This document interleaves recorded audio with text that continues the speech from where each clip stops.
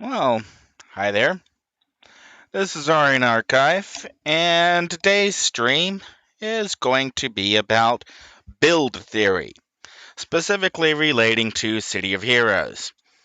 Now, you might notice I've got the hardware that I'm actually using up here on the screen. I am, at this point, still on a Ryzen 7 3700X, and my graphics card is the now officially end of life R9 290X.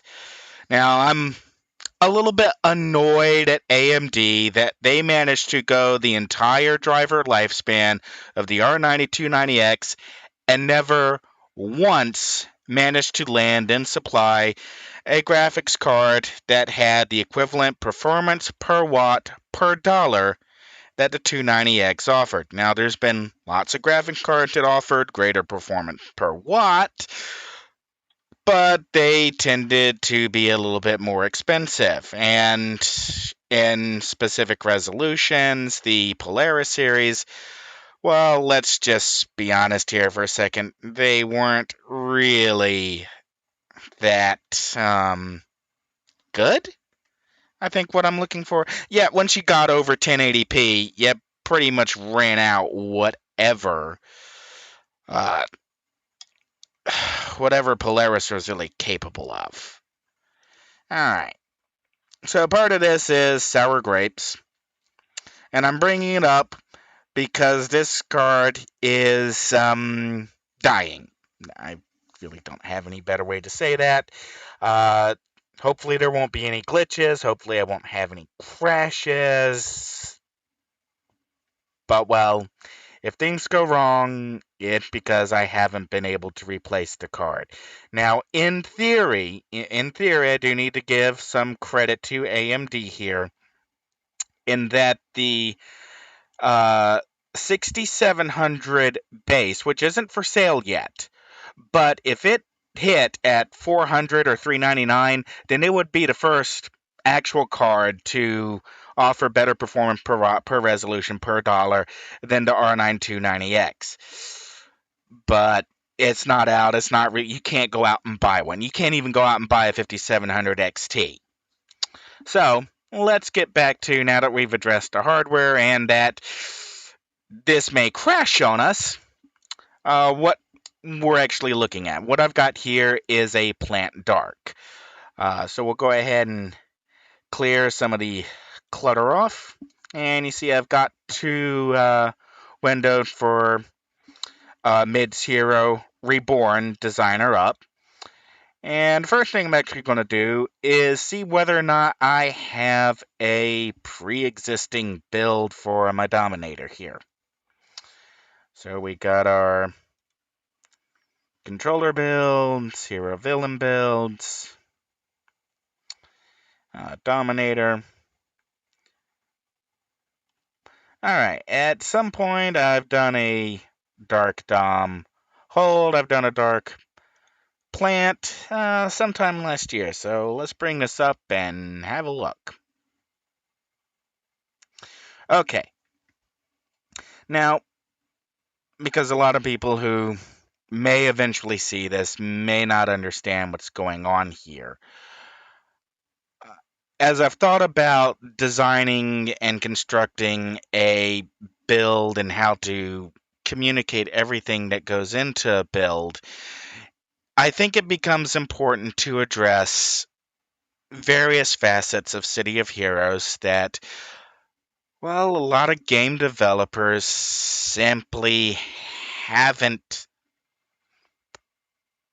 haven't done a good job of addressing. And part of this is mass market timing, deliveries, when things actually happened. So we're going to take a little trip here, go back in time, and we're going to go to visit Ouroboros. Now, part of the reason that I'm in an AE mission right now is that in this game, when you are logged into a task force, you cannot be dropped out. So if I stop talking, move to another window, whatever, I won't be kicked off of the game. So that's, if you're wondering why I've got this whole farm thing going on in the background, that's why. Okay. So technical details, let's move forward. And we're going to go all the way back to Echo Atlas Park, the version of the city that was in this game when it came out in 2004. Yeah, that's right. This game is actually older than probably most of your average Twitch streamers. That's actually kind of discouraging if I think about it, so I'm going to try not to. Okay, way back when, in 2004, City of Heroes did things drastically different than any other game. It, collectively speaking, separated. That's not the page that I wanted. It, collectively speaking, separated the appearance of the player, all of the costume parts, all. Some of this is actually more recent, but this is where it got to. But the player, how the player looked, is completely separated from how the player behaves. And this is something that a lot of other games don't do at all. Uh, Whatever gear you pick up is immediately reflected on your character. I'm sorry, but this was actually developed across 2002, 2003, launching mass market 2004.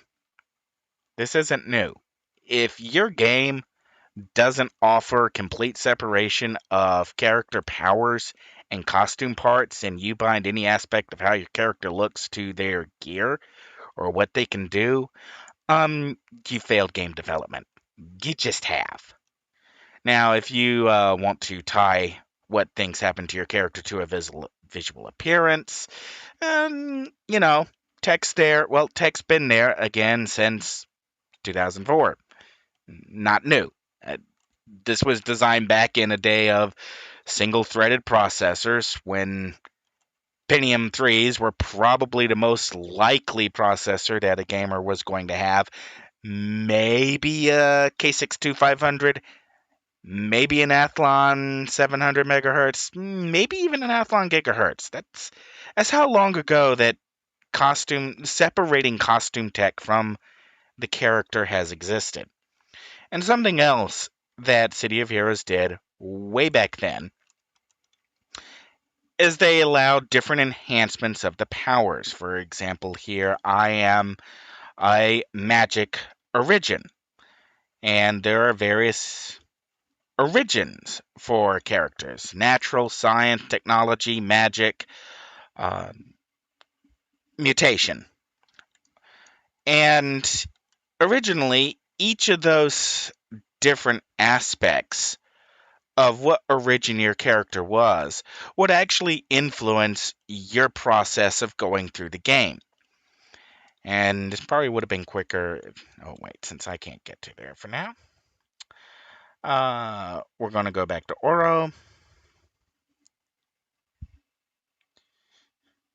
The perils of live streaming. Coming up with stuff to talk with as you try to make a point in a roundabout manner, rather than just getting straight to it. I am not going to want to watch the replay. Okay. So, and we're going to head to Founders Falls. Now, again, stay with me here. In Founders Falls, as I move over the map and we'll bring the map up to a larger size, you see I have a natural store, a tech store, a tailor, a merit vendor, and a mutant store.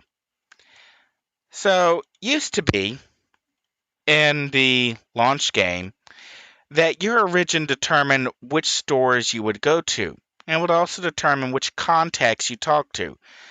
So, if you were following your origin path, and I'm a magic, so if I came over here to the mutant store, I wouldn't actually be able to buy anything from this NPC, which I can't buy anything right now because I'm in a task force to lock out the timeouts, just in case I stop, focus on another window, do something like that.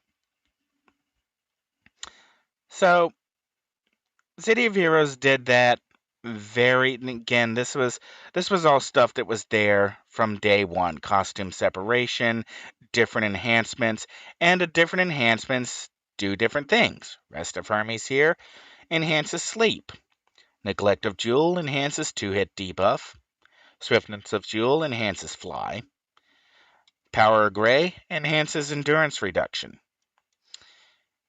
And all of these different powers have, or different power enhancements have different effects on what your character can or cannot do in terms of uh, how much damage they can take, whether or not an attack hits them, whether or not they are hit by a debuff of full force. And enhancements also affect how much damage you do. So my Nightfall there is hit with I've got it right now with a 5-slot positron. And we look at the damage. It's base damage, 77, going up to 151.8. If I mouse over it, telling me that my average damage is boosted by about 97.0%. So being able to enhance different aspects of a power in which you could enhance your accuracy, you could enhance your endurance, you could enhance your how much it can fuse something. In this case, these had recharges enhancements on them. Again, this kind of thing was already in the game at launch. So what happened?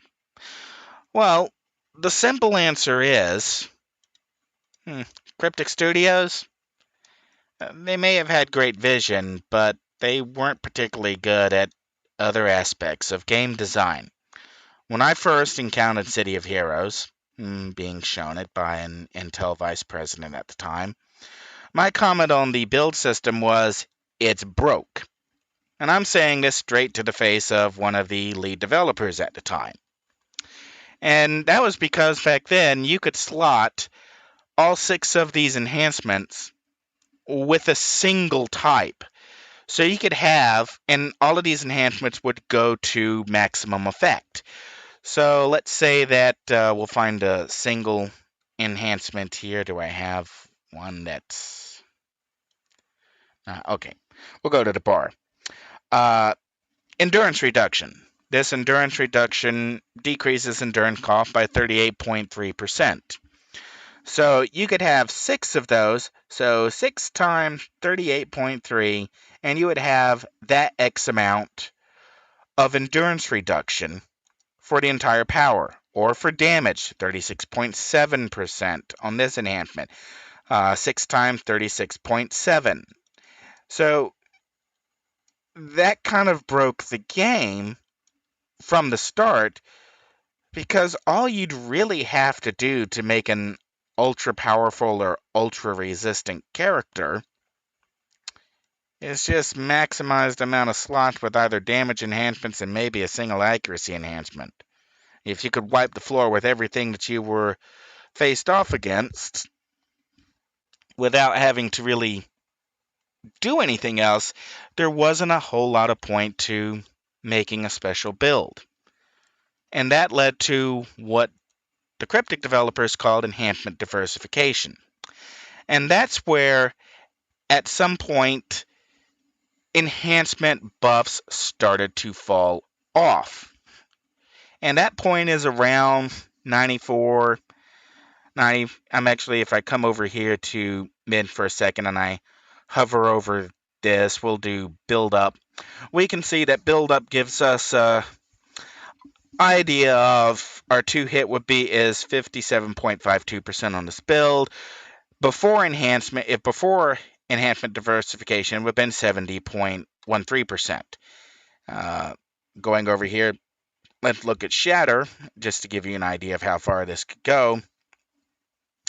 This enhancement slotting and pre-enhancement diversification would be 109%. This one would be 135%. It's going to be 115. And you can see that the value is being scaled down from the pre-ED value. And the intent was that it would force players to, instead of putting multiples of a single enhancement into a slot, you would put different types. So you would have, like the Seeds of Confusion that I've got open here, you would have different types of single origin enhancements or dual origin or training origin enhancements. You wouldn't just slap your power full of just one enhancement type. But there's a counter problem to that, and that counter problem is the limited amount of slots that are actually available. What that means is that I'm presently on a level 50 character. As you can see, the number of my slots are not filled in. I have maximized the amount of slots that I can place. I cannot place any more slots. Now, you might notice that some of these powers have definitely less slots than other powers. Gather Shadows only has one. Well, if your enhancements have been limited, the effect of them, you really wind up with a different optimal delivery of enhancement value. In this case, like creepers, if really you max out at 3 recharge enhancements, then you're stuck with, if you want fast recharging powers, all of your power to have recharge enhancements, you're going to have to put 2 recharge enhancements, 2 endurance enhancements, 2 damage. You wind up extremely limited on what all enhancements you could slot. And this was actually the biggest turnoff of players that City of Heroes ever really experienced. And this was coming in on the heels, or right around the same time as like Croatoa, which brought us a ghost storyline, a witch storyline. At the same time that new zones were being introduced, old players were being, well, as they viewed it, forcibly ejected. The builds that they had come up with simply didn't work under enhancement diversification. Powerful characters suddenly became worthless. Several entire power types became worthless. I mean, why would you make one power if you just can't do anything with it because you have to slot it a certain way and it can never reach its max? It can never be an effective power set. And yes, that really was a problem. Enhancement diversification was badly implemented. But that's because of another problem.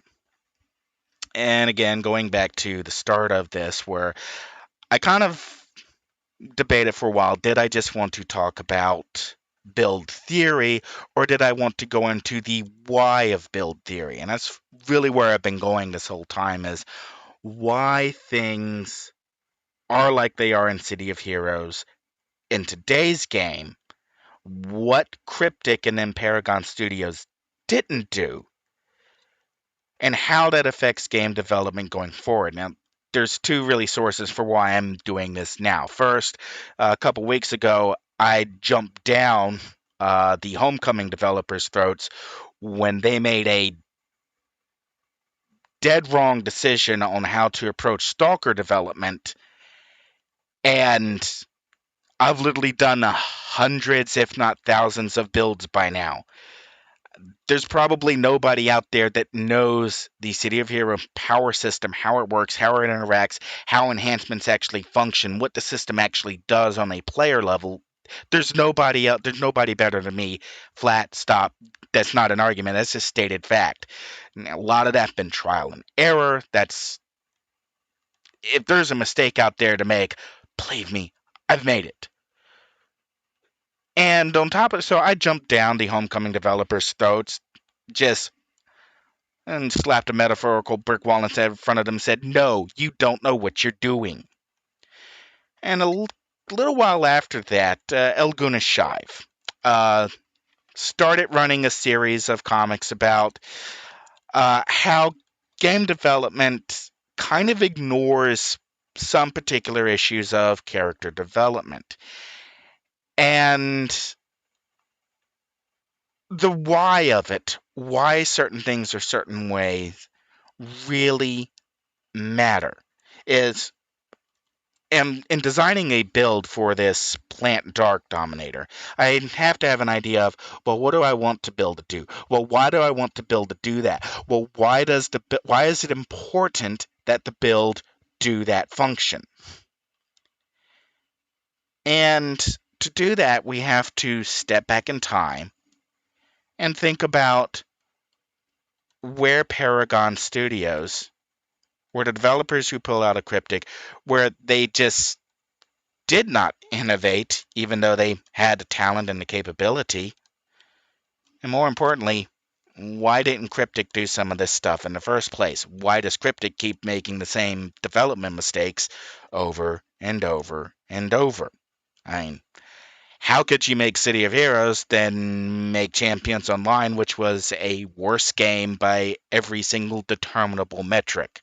How could you make Star Trek Online, which was even worse? And how could you make Neverwinter Nights, which I'll be here all day ranting about that. So, going back, there were two primary errors that were made. The first was enhancement diversification was implemented without a counter to enhancement diversification.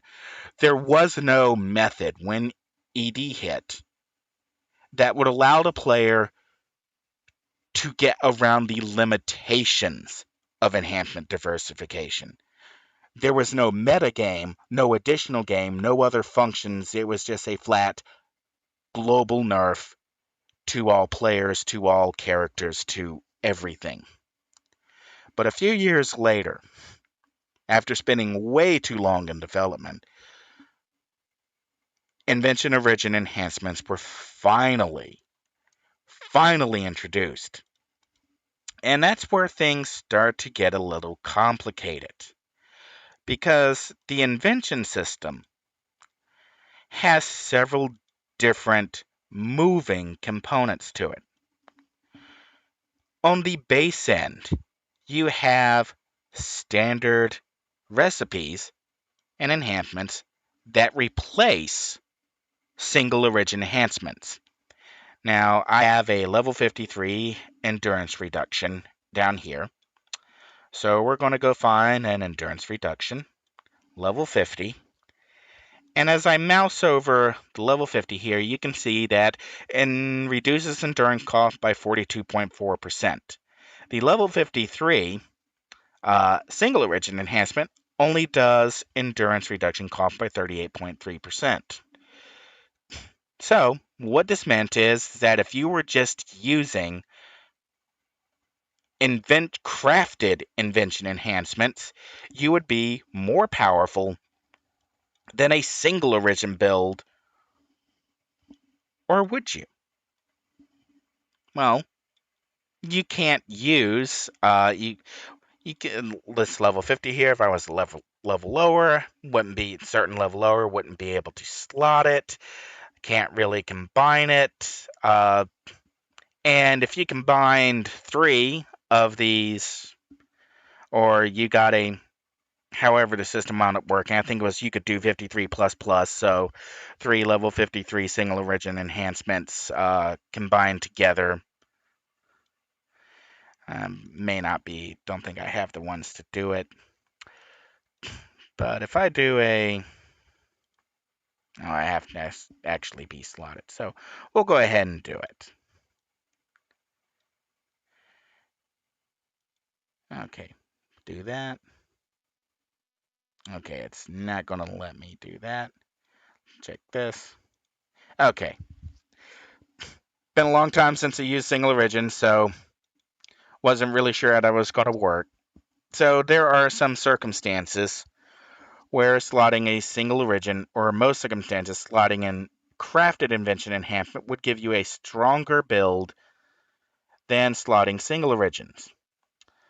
But where this gets really complicated is that you had in the single origin type, you had Hamadon and I think Titan enhancements. And these are multiple enhancements. They enhance multiple items or multiple aspects of a power at the same time. So Delta Exposure Diamond does Zac debuff 2 hit. Endoplasm does Zac Mez. And so some of these special enhancements are highly desired because they offer certain combinations of effect that aren't actually available in the invention system. So let's go back to the invention system because things get complicated. In the invention system, you have your basic enhancements, and then you have set enhancements, like the suggested targeting, blood mandate, and as you can see from the color scheme, the uh, enhancements I'm seeing. Okay, we're going to real quickly switch windows here. And this one, going back to the character in the middle of the farm, you can see I've got a purple or very rare recipe. Now, as I mouse over these, you can see that this Absolute Amazement does stun duration and endurance reduction 33.1% each. Now, since this is a fully bit... Hang on.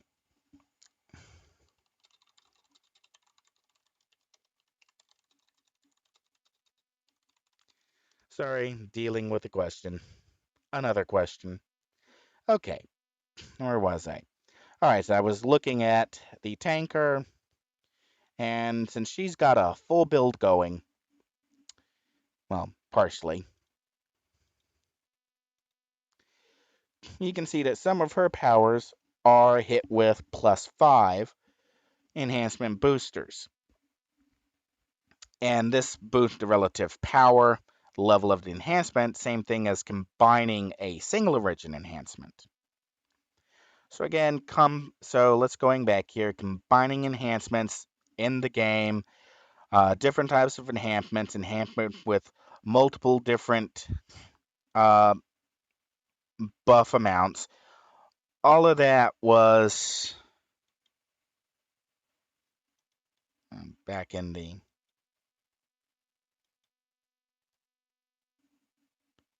and as I figure out how to get back to the window that I want. And we'll do create. Since I'm already in here, go ahead and shut it. Okay. So first mistake, enhancement diversification, no counter. The counter to enhancement diversification and the idea of set enhancements. And the big thing with set enhancements are these extra bonus values. The set bonuses increases maximum endurance, increases maximum health, increases toxic and psionic resistance, increases recharge time. And then there is a calculatory fundamental. We're actually going to go back to the tank to show this. All right. My tank here has a range defense 49.56%. So we're going to bring up Combat attributes, and we're going to check our defenses. Hide power sources to simplify it, and you can see here that I have range defense of 49, melee defense of 54, AoE defense of 53. Now, what exactly do these numbers mean? Well, City of Heroes has a base clamping system. You can look it up on Paragon Wiki and what soft cap means. But functionally, it means that the system always has a 5% chance to miss and a 5% chance to hit. So, enemies, but base enemies, have a 45% chance, plus or minus, that they will always miss. A player's defense rating closes the gap. So let's say you have 30%, since I have 23% defense, so I'm doing that math real quickly, 23 plus 45. If I have 23% smashing defense, that means every attack that is tagged with a smashing component has a 68% chance to miss. If I have a 45% chance, 45% defense, and the enemies will always miss 45% of the time, I mean, that what that means is that the system only checks to see whether or not a player can. There's an actual check against defense, whether or not you will be hit only 45% of the time. It's how you are system enforced, you are system missed, or it does a defense check. So if you have 45% defense, by default, you automatically, every single check that the system does on whether or not you have defense, the attack will miss. And that's the defensive soft cap, and that has a major effect on the total gameplay. The biggest effect is that almost all status variables, mesmerize attacks, uh, let's see, since I've got like this attack here has a hold component. I bring it up, and we can see that I have a 3 magnitude hold and a chance for an additional 3 magnitude hold. So if basically every single attack that is checked on whether or not it will hit is just voided because your defense is high enough, then not only are you missing the damage that attack would inflict, you're also missing any secondary effects, holds, immobilizes, sleeps, confuses. Every other attack spectrum, not just the physical damage itself, but if you have a soft cap to a specific effect, you completely miss that effect as well. Now, in the launch game, this made defense armors like ice armor very, very desirable, because ice armor could hit that magical 45% soft cap all on its own single enriching enhancements, launch game out of the gate. So an ice tank could just walk around with absolutely nothing being able to hit it unless the system declared, yes, this attack must hit. That's, how can I put this politely? That's the kind of thing that utterly transforms how a game is played. And the Cryptic developers were kind of, some aspects of this game only work if a team is able to get together and provide enough buffs so that the team is running around with defensive soft caps, because chances are the attacks that are going to hit are the alpha strikes, which have a calculatory stronger chance to hit, have a stronger chance to critical, have a stronger chance to carry a specific debuff. But for solo players, it was completely transformative. And one of the big errors that Cryptic made, and then Paragon Studios made, and then even to some extent the Homecoming Oro developers after the game was shut down, one big mistake they made is they never exactly addressed bringing up other survivability metrics to be on par with defense. The preemptive optimization that I got on the screen right now, you can see it in slot 4 increases toxic and sonic resistance and mes resistance by 5%. Well, you can have all the mes resistance in a world. What really matters is mes protection, whether or not the mes attack actually does anything to you. Combat jumping down here, while it says it offers res immobilize, it actually offers 8.3 immobilize protection. The difference between protection and resistance being that only attacks that carry an immobilize component over 8.3 or can stack fast enough to get over 8.3 will immobilize a character using combat jumping. This also is why in the early game such emphasis was put on powers like acrobatics, because for a lot of players, a lot of characters, the only knockback protection that a player could get was acrobatics.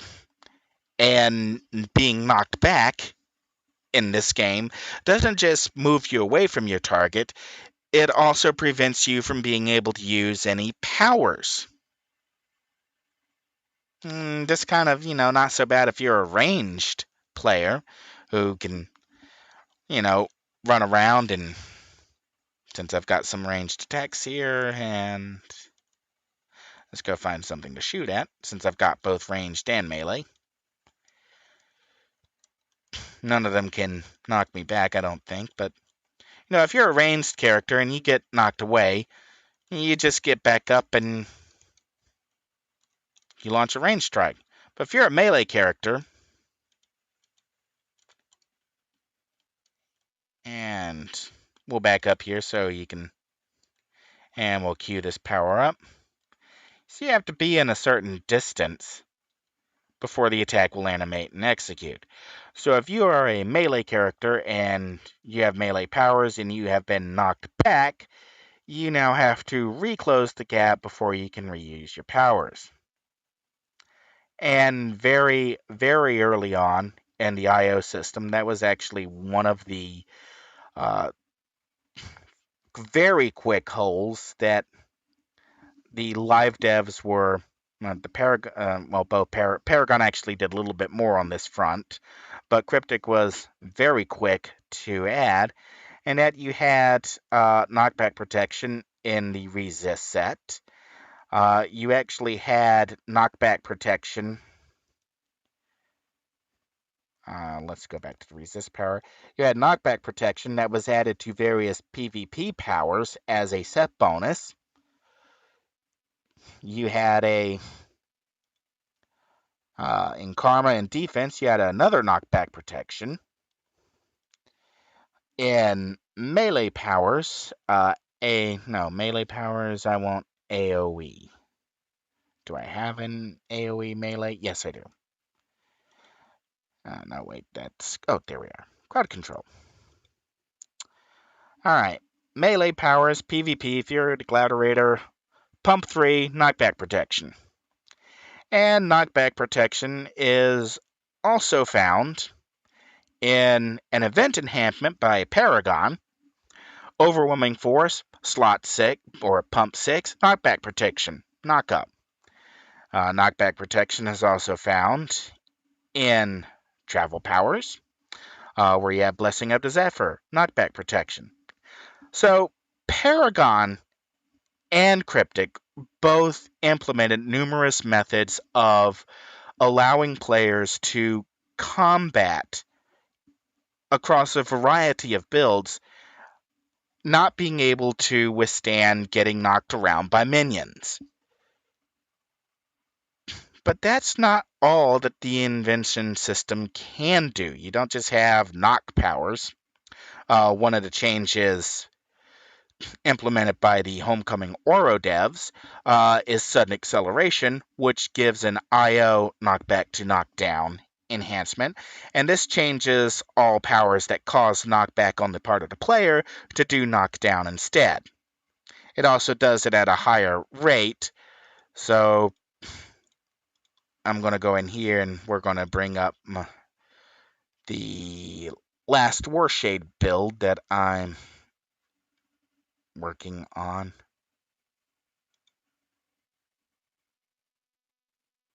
That's not it. Alright, human form, Unova, human form. Alright.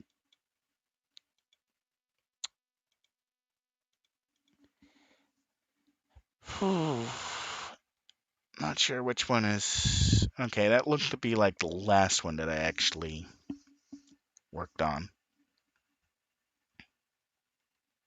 Oh, Force of Will.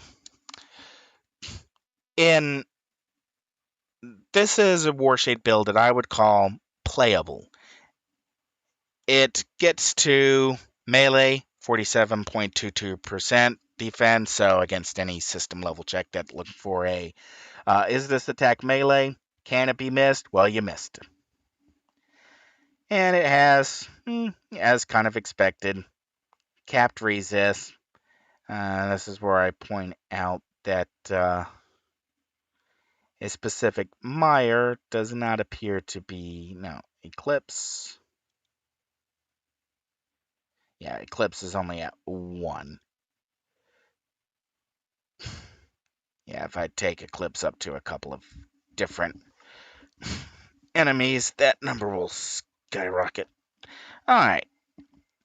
So here you can, this is basically to show that the invention system is being used and expanded to give the player more options to change how the powers operate. Also in here, you can see some of the new enhancements that have been added by Homecoming/Aura developers,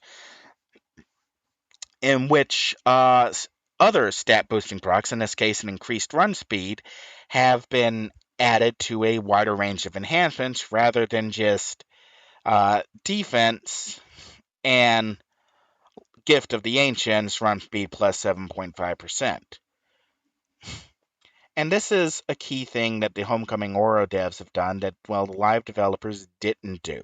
And that is expanding the options that are available for players to implement set bonuses, the procedural enhancements that change how a power operates. That gives the player greater freedom to make a character that is functional. This Warshade build that I have up right now is not functional. It could not exist on the live server. Now there's a guide out there, something about somebody's guide to the MFing Warshade. I don't have a polite way to say this. That guide is junk. It doesn't actually tell you anything about how to play a Warshade, doesn't tell you anything about how to build, doesn't tell you anything about what powers are actually useful, doesn't actually have a strategy. And the reason why I bring that up is this is coming back to making a new build and understanding what do you want the build to do. A Warshade has a number of ranged powers. You have a number of ranged attacks, but your biggest buffs, the ones that actually do something for your character, are not ranged. Sunless Mire, your mega damage boost, is a PBAOE, meaning you've got to be sitting in the middle of a mob. Quasar, your nuke, is a PBAOE, so your most damage comes from sitting in the middle of a mob. Your Essence Drain, which is your self-heal, it's a melee attack. Stygian Circle, which recovers your health and endurance, is a PBAOE. So even though you've got lots of ranged powers, you might notice that a number of these powers have some kind of knock mitigation. Shadow Blast has at the overwhelming force. Dark Detonation has the sudden acceleration. Quasar has the sudden acceleration. And the reason why is that many of the Warshade powers, and you'll see over here some that I did not take, like Gravitic Emanation, has a knockback component. Now you may not be able to read it because of the screen resolution, So we'll go ahead and lock this, go to effects, and the knock effect on gravitic emanation is 9.35%. So you are going to send enemies flying. So if all of your self buffs, and even the most important one, Eclipse, which is also a PBAOE melee AoE, if all of your self buffs rely on keeping enemies close to you, but the majority of your attack powers send enemies away from you, you have the very definition of a counterintuitive, if not objectively broken power system. War shades are fundamentally broken at a conceptual level, and they were never fixed on the live server. You can only make a build that gives you a playable war shade that actually lets you change your powers enough so that they can work together and not constantly fight each other on the homecoming Oro servers. So, knowing what you want your character to do. What strengths does your character have? A war shade needs to be in melee to get the most out of their buffs. So you really need to focus on a melee defense or a smashing lethal defense. As I found, as I proved by multiple iterations, I think you just saw, this is what, revision 8? And this isn't even, it's more like revision 20. I just started renaming them at some point. You can only get to certain power levels, or a build. I don't want to use the word power level because it's going to make everyone think Dragon Ball. You can only get to a certain effect level of how your character can operate through a certain set combination of enhancements and powers that you already have. If you have a defense-based character, it's a lot easier to get to a defensive soft cap and thus simply be immune to most types of whatever that defensive soft type protects against. Like if you are 45% to smashing lethal, then every attack that has a smashing lethal component that can miss you will miss you. If you have 45% to energy negative, then every attack that has an energy a negative component that can miss you will miss you. So knowing what powers you have in your primary and secondary sets, knowing what they're going to get you, is going to affect what you're going to have further from that and how you're actually going to build out. If you have a character who has a lot of melee attacks, you really should not be focusing on ranged defense. You should be focusing on smash lethal melee because you're going to spend a lot of time getting into somebody's face. But if you are an avatar, and we'll go look at one that I made recently. This is a gravitic radiation, and we'll look at the stone one because this is actually a pretty good example of what I'm on about here. Gravity control has a lot of ranged powers that all keep stuff away from you. Crushing field is an immobilize. Gravity distortion is a hold. Dimension shift is an immobilize. Or rather, it's an immobilize now. It's been changed.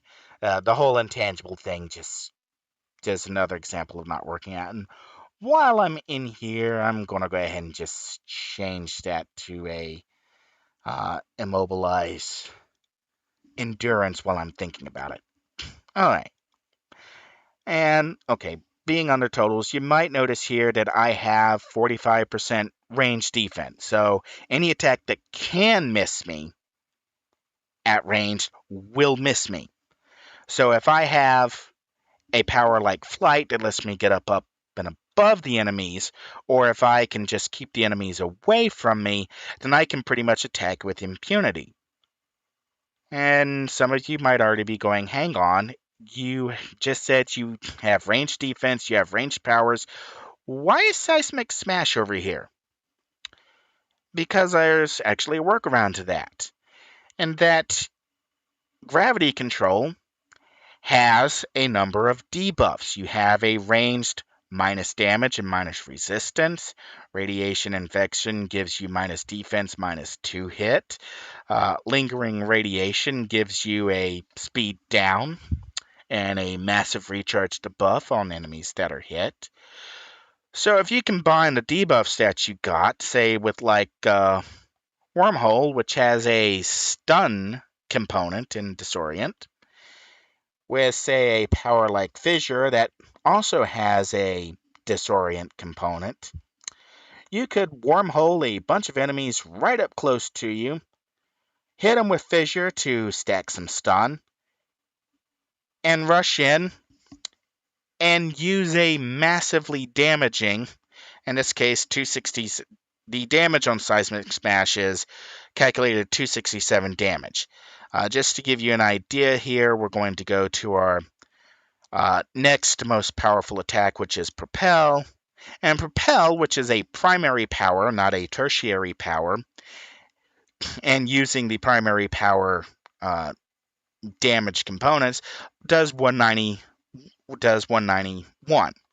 So 267, 191. Seismic Smash gives you a metric ton more damage than literally your primary damage dealing power.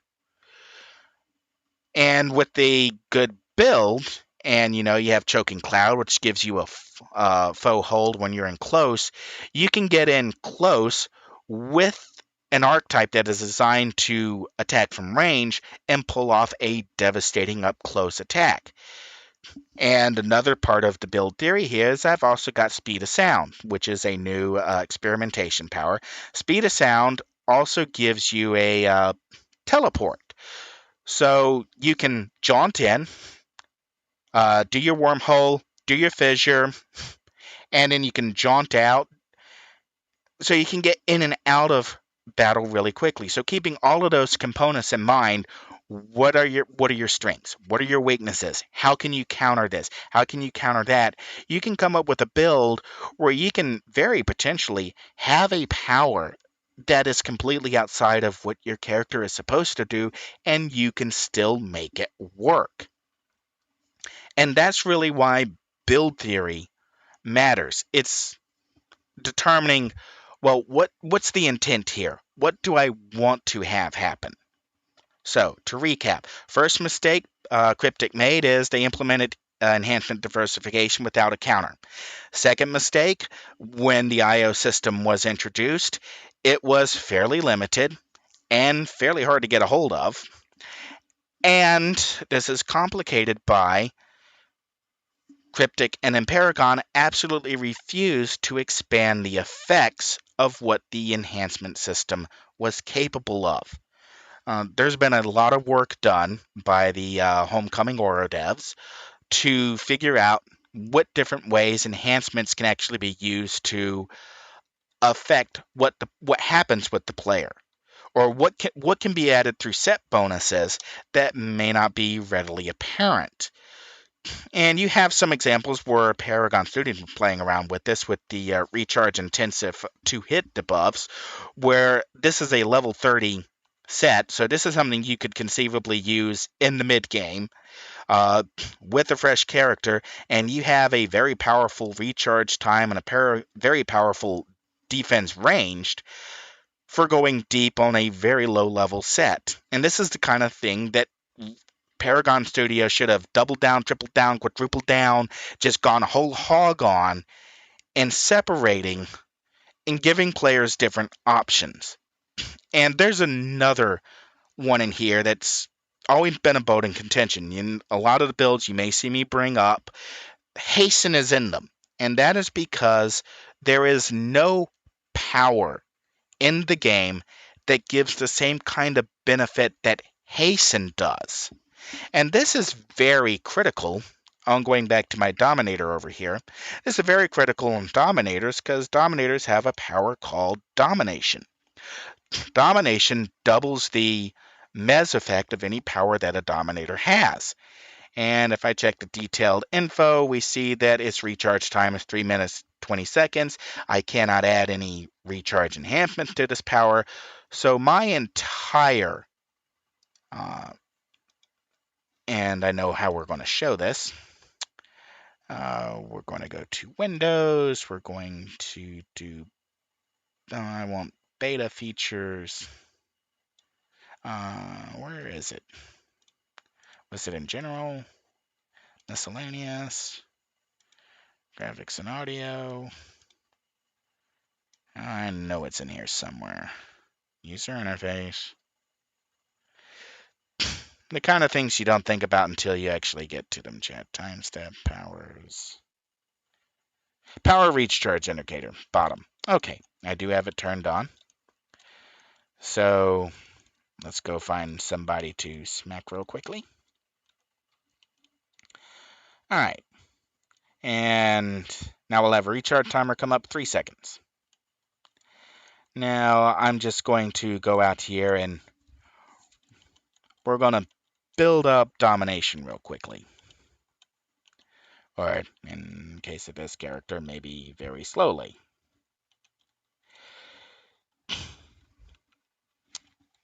Okay. Building, building, building. Of course, I may run out of endurance before I actually get there. So let's hope that doesn't happen. All right, while I'm building domination. So as you're about to see, or rather, yeah, you're about to see how devastatingly powerful hasten can be to specific builds and to specific long-term powers. And the reason why this matters is that as I was going over before, just the whole thing about the invention enhancement, the additional enhancements added by the Homecoming Oro devs, by all of the work done to expand what players can do with enhancements, all of that matters because the key to any game is variation. And that the phrase that was used, and it kind of ticks me off every time I hear it, is build homogenization. It's the event of, okay, here we go. And since I activated hasten, it's, wow, did not think that one through. Okay. So now I gotta wait for either hasten to wear off. So just keep an eye on the domination timer. Since I'm not running a huge IO boost, the effect of hasten should cut off long before hasten is recharged. So I may get show the effect that I want to show, just not quite in the order that I wanted to show it. All right. In a minute, I'm going to have to get something to drink.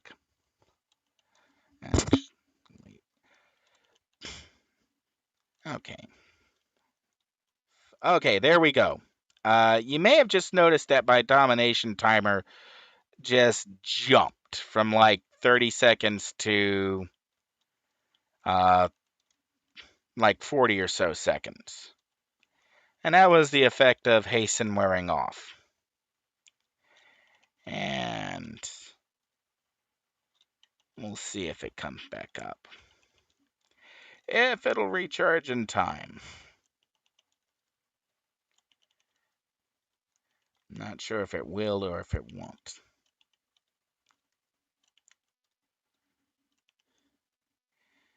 Come on, hasten.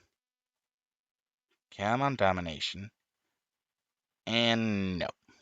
Alright, this time, don't engage hasten until after domination is active. Okay.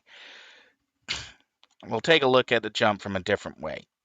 Okay, back to the point of why hasten as a power matters. There are no other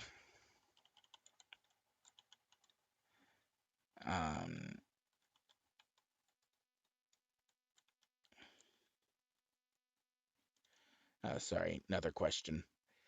Someone's asking about the mood Vajilok badge and abandoned sewer. I think Demon Hunter did that map expansion. It's really good. He's a really good mapper. I hope someday. No, freaking muscle memory. Yes, I just tagged Hasten when it recharged rather than waiting to build a domination bar. Ah!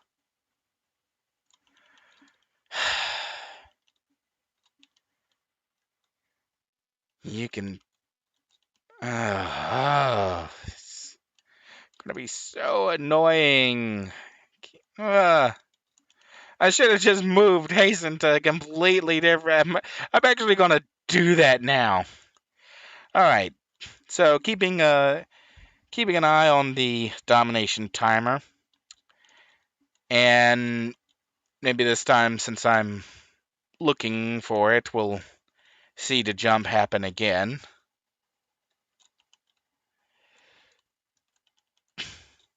All right. Oh. All right. I'm trying to go back to the point that I keep jumping away from like a jackrabbit.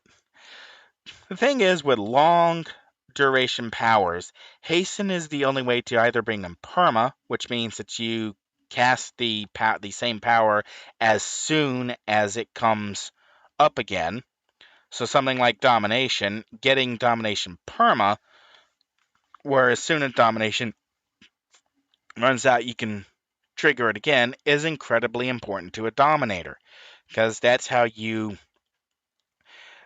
as it stands, Dominator Mez powers are weaker than Controller Mez powers by standard default.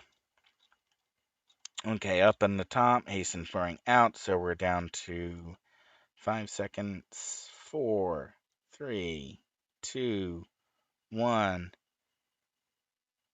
Under the wire. Okay, so now we're just kind of waiting for hasten to come back around. Okay, since I keep getting distracted from the point here, as I deal with my own muscle memory. Alright. We are presently in the effect, outside of the effect of hasten. It's not in the taskbar up here. So, right now, domination's just running on its full charge. And, like when I use a Mez power on a group of enemies, we get this domination showing that they are double Mezzed.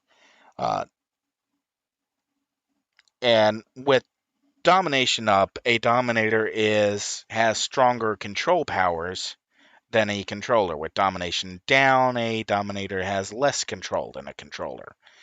So riding domination high is almost essential to being able to use control powers effectively. Dominators don't get overpower. They don't get the containment damage. So they've got domination is what gives a dominator their ability to effectively land mez attacks that will mez an enemy directly. Okay, we got 13 seconds on Dom. And we'll go ahead and start building the domination bar then.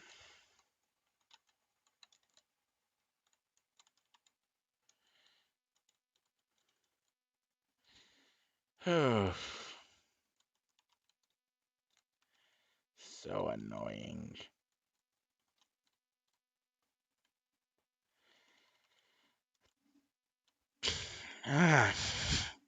The perils of doing a live stream, getting something wrong and then having to redo it and redo it and redo it.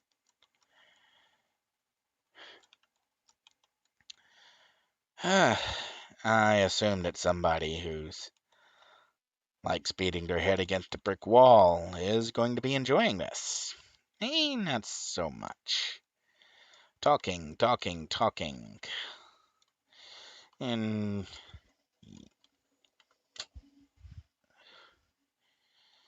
I'm also trying not to sing along to the music I've got playing over the headphones. I'm pretty sure no one wants to hear me sing. I mean, if you do, and fine. I think I sing rather well. but staying in tune is difficult. Yeah. I'll stop butchering eardrums. I don't know. Some people might be into having their eardrums shattered or bleeding. Entirely plausible. Just not likely.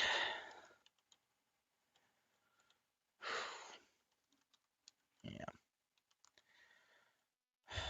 Building.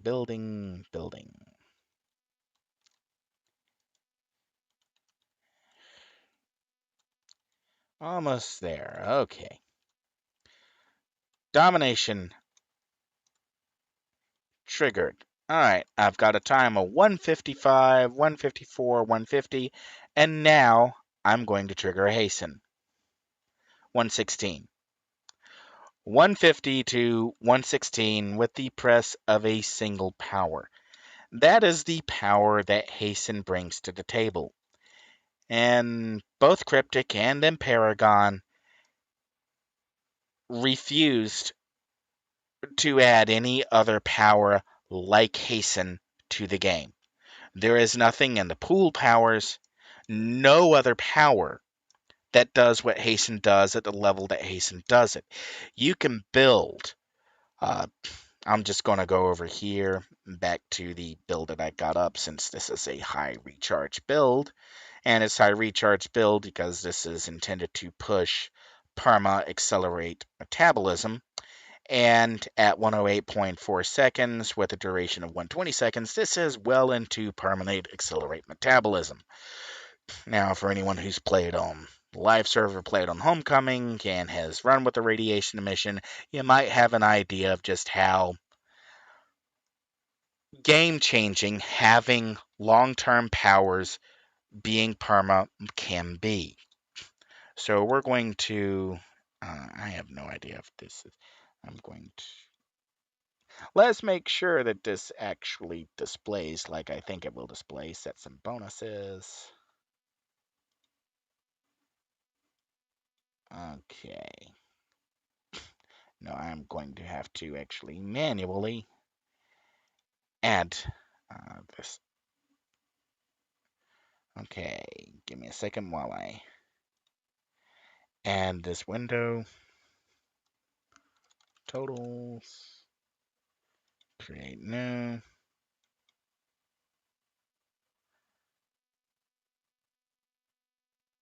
And huh, mid. I should have tested this before I actually put it in here. Wow. Um,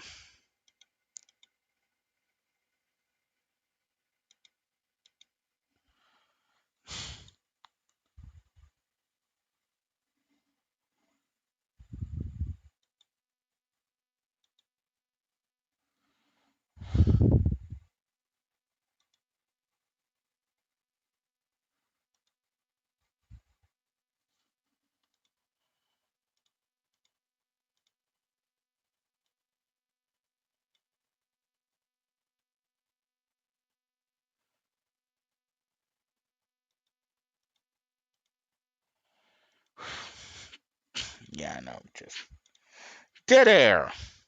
So enjoyable. Okay.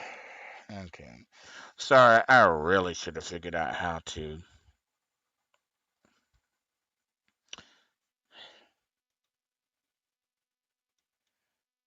Oh, hey. Hi, Sally.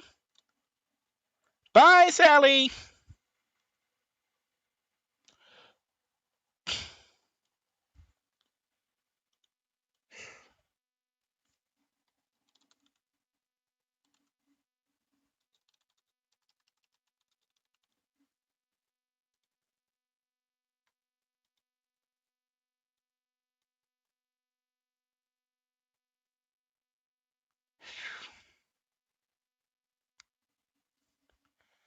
All right.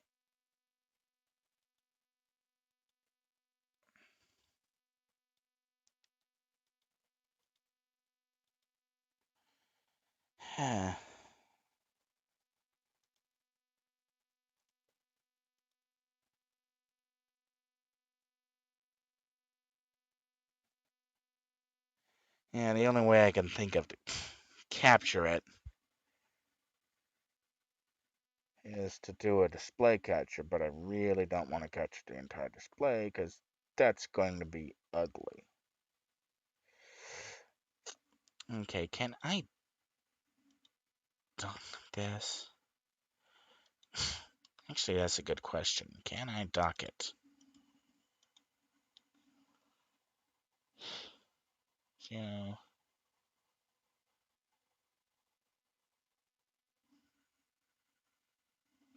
Oh wow, that's interesting. I'm I'm looking at OBS and it's actually not showing me working through the.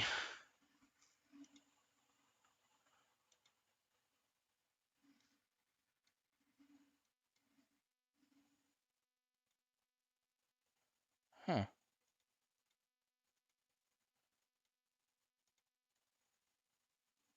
Okay, what can I?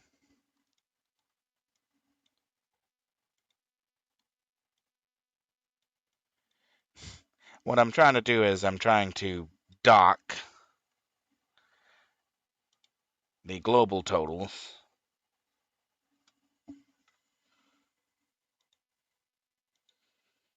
Uh,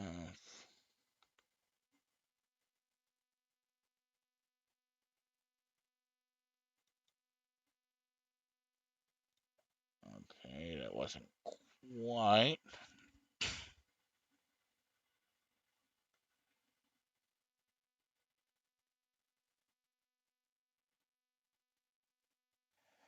Okay, I am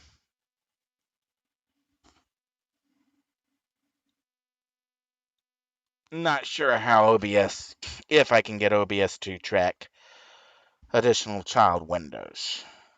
Alright, so realizing the text here is going to be small, uh, we're going to go hasten. It's taken at level 16. So we'll go ahead and specify on hasten.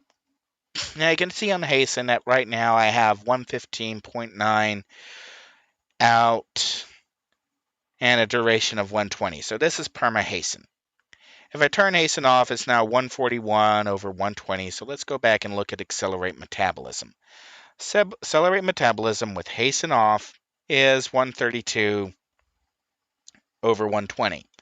Hasten on, 108 to 120. And that's the when you don't have any other. This is a high recharge build. Okay, recharge here. This is pushing 98.75% recharge without hasten. Now, yes, there are a few builds that can get you even more recharge, but they become incredibly difficult to have lots of recharge and do something else useful. And that's the key here, doing useful things. You can push 170% recharge without hasten, or we will go look up Defender Corruptor, and we're going to go for my game breaking time fire, and we'll go. We'll actually do Roppel because this was a build I felt I had to do. Now this one has a let's take hasten off. Chrono Shift in play. This has a recharge time of 158.75. Now, even if you get that high of a recharge, some powers like Chrono Shift here, 95.67 over 90. Chrono Shift still can't be perma, even if you have a highly optimized build that's using every single recharge, not hasten. You turn on hasten, and now Chrono Shift is 80.66 seconds to 90 seconds. This is the kind of game-changing power where the solution, if you're worried about everybody taking hasten because it does such a good job at reducing recharge, is to add more powers that reduce recharge. Now, it doesn't have to be like hasten. Hasten is a mechanical power that, if we go to effects, it doesn't really give us that effect. So here we are. It tells us, it gives us 100% recharge, or it tells us it gives 70% recharge for 120 seconds. So you don't necessarily need to implement another power and another set that also does 70% minus recharge. You may do a power that does a proportional amount of recharge for every time you attack. So let's say you have, let's go, let's look at the other build real quickly, or the Dominator build I've already got up. Do I have anything blank on here?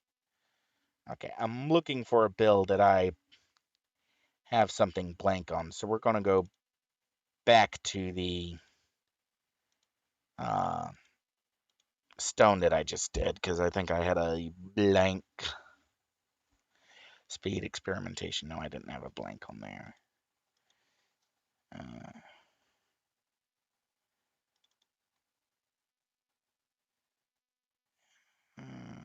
let's,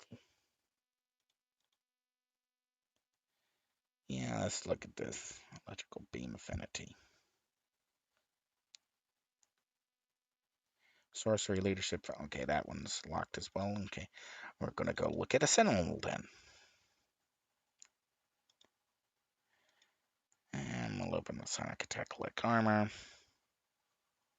And you may have noticed that there is a pretty much, you may already be seeing the build homogenization as I jump through all these builds, that almost all of these builds have leadership. Almost all of these builds have fighting. And then they have some sort of travel pool. You're not seeing me pull in from a number of other sets. And, let's just go pick out a random tank. I just worked on we'll do the Dark Savage.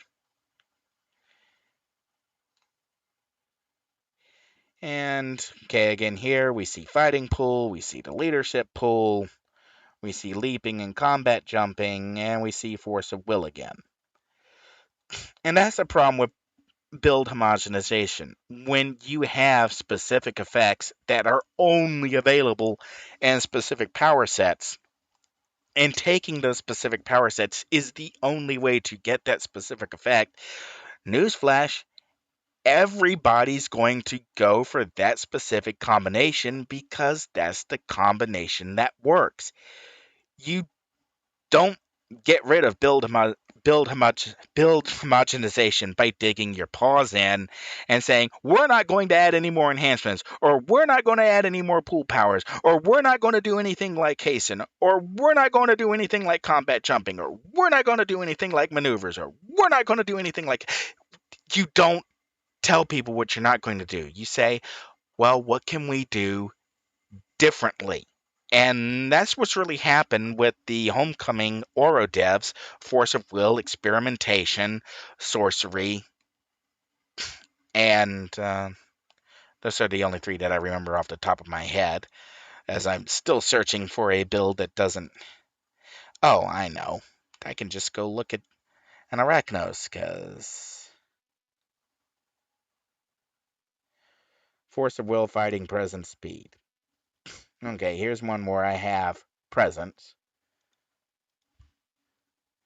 Wow, really, me? Date modified. Mind Psi.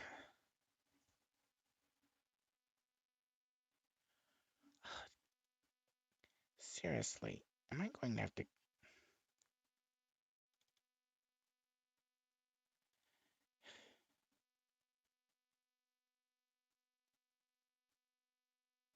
Leaping experiment. Seriously?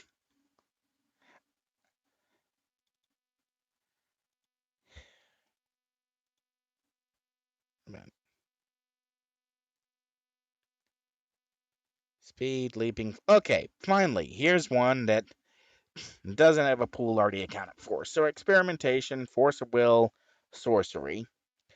Experimentation gives us a speed-like power, like super speed, but it doesn't do stealth. Instead, you get a teleport. You also get different powers. You get experimental injection, which gives your allies regeneration recovery. You get a toxic dart. You get a corrosive vial. You get an adrenal booster. If we go and we look at force of will, this is a jump power. So you've got mighty leap, which gives you your jump, but it doesn't do double jump that super jump now does. You, however, do get a takeoff power that does a PPAOE knock effect, and you get project will, you get a debuff, you get wall of force, which knock things away, and you get unleash potential, which is if you need a little bit of regen recovery and defense to get out of trouble, and it's there. And looking at sorcery, it's a flight power. But Mystic Flight gives you Translocation, which is a teleport. Gives you Arcane Bolt, and it gives you a Ally plus Absorb over time, a debuff, and Rune of Protection, which I refer to when I use it as a Robble build. It's this idea of adding similar powers, but where the set does something entirely different. You don't just have flight, but it's a different implementation of hover, a different implementation of air superiority, a different implementation of group fly. You get flight, but you get completely different powers around flight. If I go and look at concealment, because this has been reworked. You now get infiltration, which is a travel power built into the conceal pool. So it's another kind of run power, but it gives you run and jump and defense. So it's figuring out doing stuff. This is the big part about build theory, is making new powers, implementing new powers, and actually making something where a player has a reason to go and do a different build. You see a lot of combat jumping and a lot of fighting and a lot of leadership and all the builds I just cycled through, because those are the very few powers that give you mobilization, a place to put defense procs, a place to put resist procs, and you may have to go deep on fighting, but if tough is the only resist proc that you get, and we'll look over here at tough. Tough's just holding on to a resist endurance power. That's all it's doing, just sitting there. And so that's coming up with, when discussing build theory, the question has to be asked, why is Homecoming Oro devs gone to these lengths to add or revamp and specifically finish out existing powers? We know that Paragon Studios was working on an experimentation, sorcery, and force of will pool. We know that before the game was shut down, but those sets weren't finished, and what we've got in game is radically different than what the data dumps showed. So why did Cryptic and then Paragon dig their heels in? Why did we have this?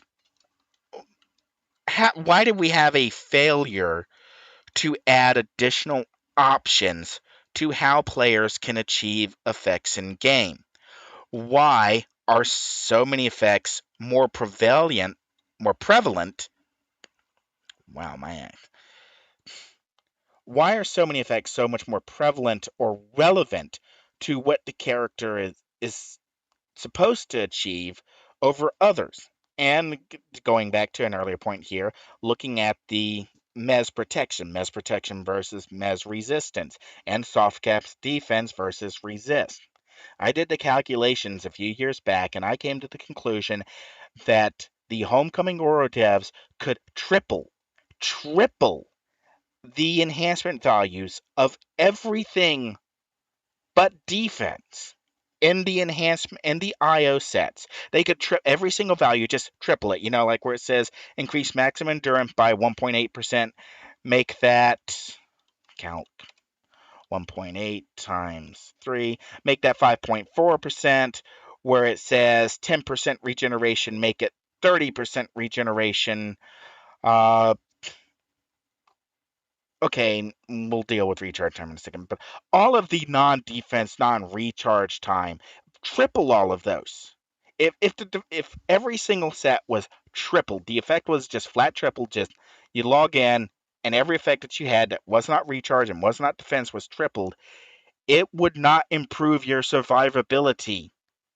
No matter what build you have, no matter what AT you have, no matter what you are running, it would not improve your survivability, how you can fight a mob, as much as reaching soft cap defense. Let that sink in for a second. All of these other buffs that are on this IO here, endurance, health, let's go over to this decimation, resistance, maximum health, maximum endurance. Let's look at the controller, immobilize effects, mes effects. Positron has recovery, another resist, accuracy. Basilic Gig, okay, it has a defense, real short, it has recharge time, has recovery. But all of these non-defense, non-recharge could be tripled, and they would not change a player's survivability as much as simply reaching 45% defense to a specific desired goal. Smashing lethal, energy negative, fire cold. That's how low the numbers were calculated. Cryptic blew it. And I can remember long ago, Cryptic was questioning about why were these numbers so low, and Cryptic kind of blew it off. And we're going to try and swap back to the tank here to show this. All right, and there we are. Got the tank up, and we'll go into manage. And a tank has a couple of purple powers, and here we have increases your recovery by 4%. Yeah. Cryptic Studios claimed that purples were going to be this amazing bringer of set bonuses. And they're not. The purple set bonuses, actually outside of the recharge time, aren't really all that great. They really don't do much because the values are so low. So, coming back here to the point that I keep dashing around and dashing away from, why did that happen? Well, there's lots of different reasons. For starters, the lead designer, Jack, is not the genius he was, made out to be. But I've had my interactions with him in the past. Really don't want to make this about Jack didn't know what he was doing. But he didn't. All right. Matt Miller, the primary lead at Paragon Studios, well, he shot himself in the rear end after the game had shut down, where he kind of revealed he didn't understand the concept or idea of alternate characters. He didn't understand why players needed so many player slots or could create so many different characters. And his ultimate intention was to use the incarnate system so that players could only ever have to make one character ever, and that character could do everything. Yeah, for someone who was supposed to be a pen and paper gamer and coming from a development studio that was supposedly implementing a pen and paper RPG, which was, okay, Dungeons and Dragons, Palladium Rifts, Champions pen and paper, pretty much every single pen and paper role-playing game out there is about the character that you make and you portray in game. It's about your interactions. It's about your appearance. What you do is not about what the developer does, not about what the writer did. It's what do you do with their content? It's you're running Tomb of Horrors. It's about how you interact with the traps. It's not how about the writer interacts with you. Matt Miller doesn't understand that.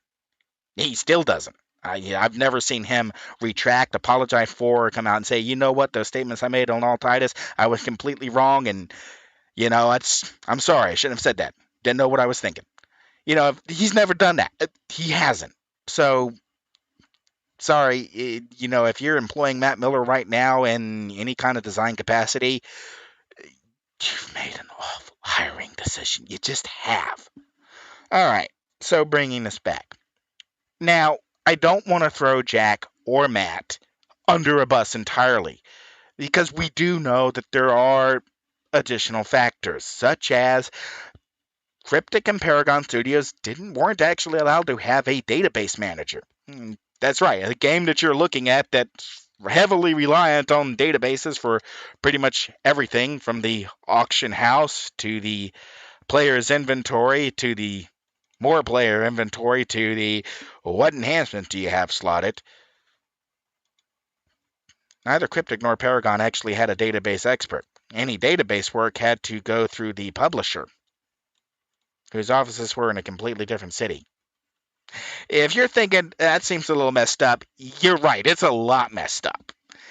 Uh, and we also know that NCSoft vastly preferred to throw hardware at software problems.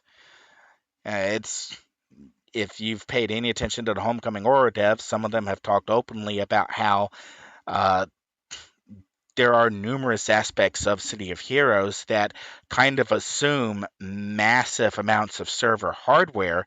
Issues that could have been fixed at a code level weren't, just more hardware was thrown at the problem. And if you're an exascale hosting provider such as NCSoft, throwing more hardware at a problem because it's cheaper than paying a coder to actually fix the problem, I can see somebody signing off on that business case.